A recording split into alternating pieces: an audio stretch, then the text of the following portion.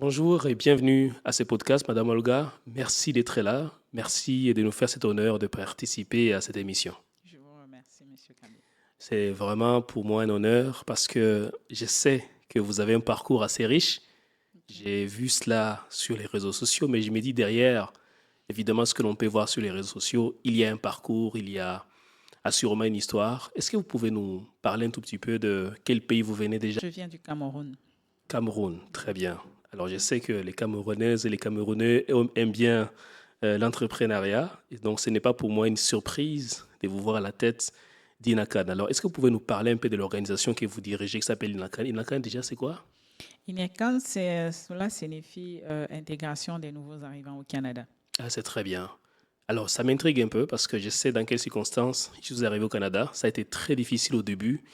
Et je me demande, qu'est-ce qui vous a poussé à pouvoir offrir, en tout cas vos services, ou du moins l'essentiel de vos services à cette clientèle qui est les nouveaux arrivants?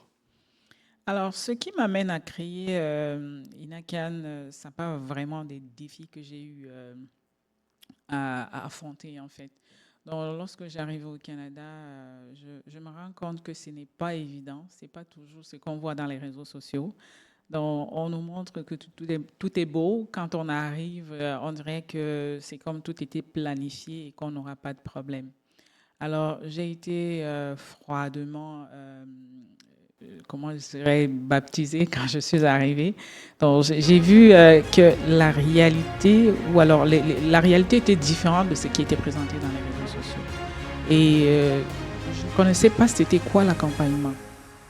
Parce que je me dis, si j'avais été accompagnée, les défis par lesquels je suis passée, je l'aurais probablement évité. Donc, avec le temps, j'ai commencé à chercher à avoir les solutions aux différents problèmes que je rencontrais. Et c'est la raison pour laquelle j'ai commencé à visiter les organisations qui accompagnaient les personnes dans le milieu. Et j'ai constaté qu'il y avait un manque d'accompagnement pour tous ceux qui venaient d'arriver au Canada. Vous savez, quand on vient de nos pays, chacun vient avec sa culture, chacun vient avec son comportement. Et le pays d'accueil n'avait pas, je dirais que n'avait pas toutes les ressources nécessaires pour pouvoir accompagner les personnes qui rentraient au Canada.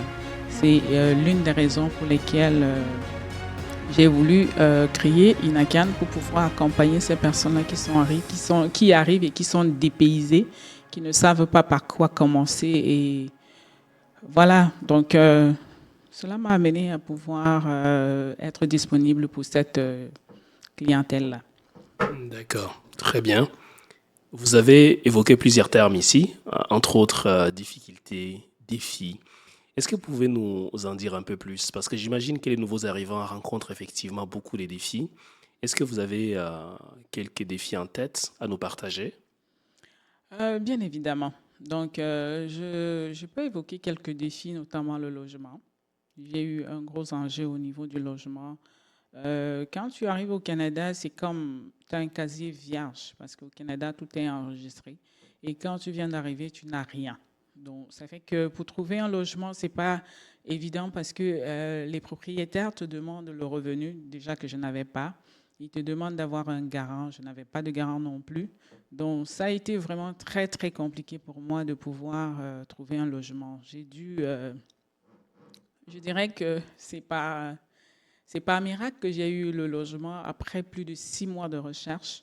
Donc, je suis allée rendre visite à une amie dans une ville non loin d'Ottawa où je résidais.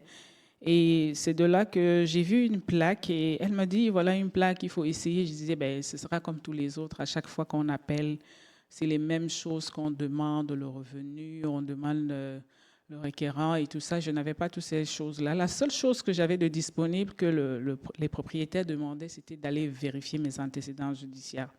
Donc, ce jour-là, j'ai eu la chance de tomber sur quelqu'un qui, lui, m'a dit, comment est-ce que tu comptes payer mon logement?